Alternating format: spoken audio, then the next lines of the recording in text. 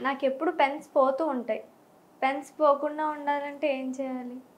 ఎప్పుడు ఎక్కడికెళ్ళినా పెన్స్ మర్చిపోతూ ఉంటాం. అసలెందుకని అలా? మీరు దాని గురించి ఏమైనా ఒక రెమెడీ చెప్పగలుగుతారా? పెన్స్ పోకుండా ఉండాలంటే ఎక్స్‌పెన్సివ్ పెన్స్ కొనాలి.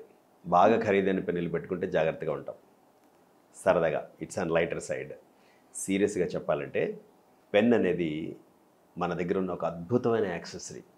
మన భావాల్ని ఎక్స్‌ప్రెస్ చేయడానికి ఉపయోగపడే ఒక అద్భుతమైన టూల్ అది. ఎస్పెషల్లీ స్టూడెంట్స్‌కి ఆ పెన్నుతో రాసిన హ్యాండ్ రైటింగ్ వల్ల వాళ్ళ జీవితమే మారిపోతుందంటే ఆ పెన్ ఎంత జాగ్రత్తగా ఉండాలి చూడండి. చాలామంది స్టూడెంట్స్‌ని నేను చూశాను. 5 పెన్నులు, 10 పెన్నులు ఉంటాయి. అలాగే ఇంకో విషయం, పెన్ను అయిపోతే రీఫిల్ అయిపోతే పడేసి మళ్ళీ ఇంకో పెన్ను కొనేస్తున్నారు. అలా కాకుండా లైఫ్ స్టైల్ని మారుస్తుంది పెన్ మేనేజ్ చేయగలిగితే. Pen management, writing instrument management అంటాం మేము దీన్ని. ఆ రైటింగ్ ఇన్స్ట్రుమెంట్ని బాగా మేనేజ్ చేసే వాళ్ళ లైఫ్ చూడండి చాలా బాగుంటుంది. అంటే రీఫిల్ అయిపోయినప్పుడు మళ్ళీ షాప్కి వెళ్ళి అలాంటి రీఫిల్ తెచ్చి పెట్టుకోవడం. దానివల్ల మన లైఫ్ స్టైల్లో కూడా చాలా మార్పులు వస్తాయి.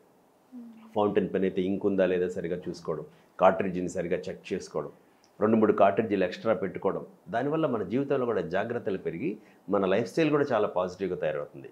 అంటే 1-2 పెన్నుల కంటే ఎక్కువ పెట్టుకోకండి మీ దగ్గర. మంచి పెన్నులు వాడండి. ఆ పెన్ ఎప్పటి వరకు అయిపోతుంది, దాన్ని ఎలా జాగ్రత్తగా ఉండాలి, ముందే మీ బ్యాగ్లో ఒక రీఫిల్ సపరేట్గా వేసి పెట్టుకోవడం, ఇలాంటివన్నీ చేస్తే పెన్ అనేది అసలు మిస్ అవ్వకూడదు. పెన్ ఎక్కువగా మీ దగ్గర మిస్ అవుతుందంటే you are taking the things very easy. దాన్ని చదవడానికి పెద్ద సైకాలజిస్టులు, గ్రాఫాలజిస్టులు అవ్వాల్సిన అవసరం లేదు. పెన్ ఎక్కువగా మిస్ అవ్వకుండా చూసుకోవడం మీ బాధ్యత.